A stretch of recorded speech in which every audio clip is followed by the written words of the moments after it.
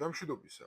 რა არის რემონსტრაციის უფლება და ვალდებულია თუ არა საჯარო მოხელე, პოლიციელი ან თუნდაც სამხედრო მოსამსახურე ზემდგომის ყველა ტიპის ბრძანება უპირობოდ შეასრულოს.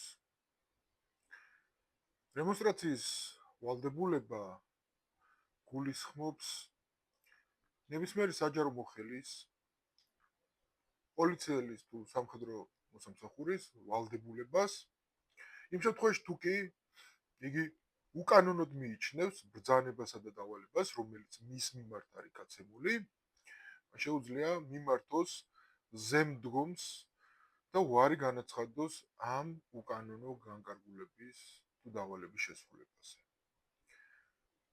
თუ კი ზემდგომი კვლავ ძალაში დატოვებს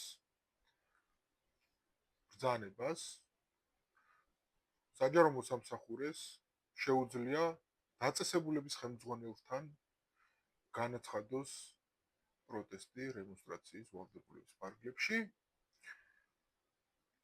თუ კი დაწესებულების ხელმძღვანელი ძალაში დატოვებს მითებულ ბრძანებას და დავალებას, ამ შემთხვევაში საჯარო მოხელეს აქვს უფლება არ შეასრულოს დავალება.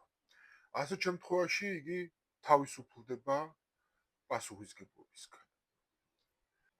ამასთან ერთად, თუ კი დაწესებულების ხელმძღვანელი წერილობით დაავალებს მას იგივე ბრძანების ან დავალების შესრულებას, ამ შემთხვევაშიც საჯარო მოხელე განთავისუფლდება პასუხისგებლობისგან.